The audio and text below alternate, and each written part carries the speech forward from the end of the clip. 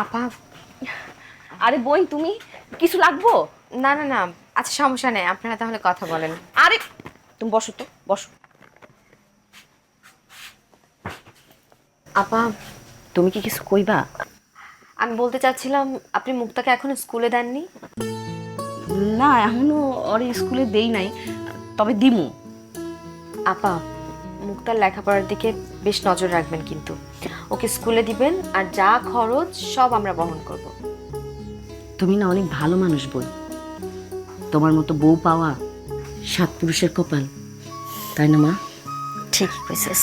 কি যে বলেন না আপা, আপনারা সবাই অনেক ভালো যে, এজন্য আমাকেও আপনাদের কাছে অনেক ভালো লাগে। কওয়ার জন্য কওয়া না, আসলেই তুমি অনেক ভালো মানুষ।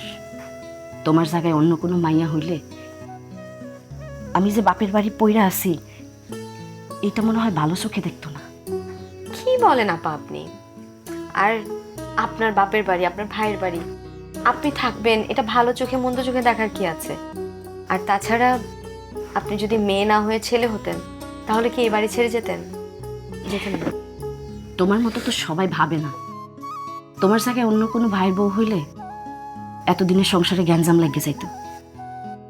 শোনেন আপা, যদি শ্বশুরবাড়ির মানুষেরা ভালো হয়, বউ এমনি ভালো হয়। আর শ্বশুরবাড়ির মানুষ খারাপ হলে তখন বউ খারাপ। এটাই তো। তা তুমি ঠিকই কইছো বই। শোনো মেয়ে, তুমি বিপদে পড়েছো ভালো কথা, তা এইভাবে হাত পা গুটিয়ে বসে না থেকে কিছু একটা করার চেষ্টা করো। আহা মা, আজকালকার দিনের বাজারে একটা সংসার চালিয়ে আরেকটা সংসারের দায়িত্ব নেওয়া না সম্ভব হয় না। মা তুমি কি বলছো এসব? আর আপাকে কেন এই ধরনের কথা বলছো?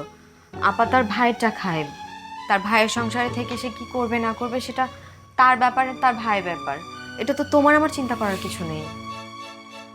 ঠিক আছে, তোর সংসার তুই কর, কিন্তু একটা কথা মনে রাখিস, এখন তো নিজের সংসারটা ছোট, তাই সব কিছু সহজ মনে হচ্ছে, কিন্তু যেদিন তোর নিজের সংসারটা বড় হবে না, তখন বুঝবি যে সংসার জীবনটা কত কঠিন।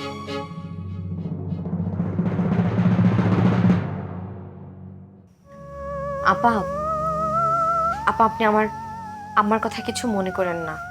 আসলে আমার একটু এরকমই। আরে না, তুমি যে কি কও না, আমি কিছু মনে করি নাই। তোমার মতো সত্যি কথাই কইছে।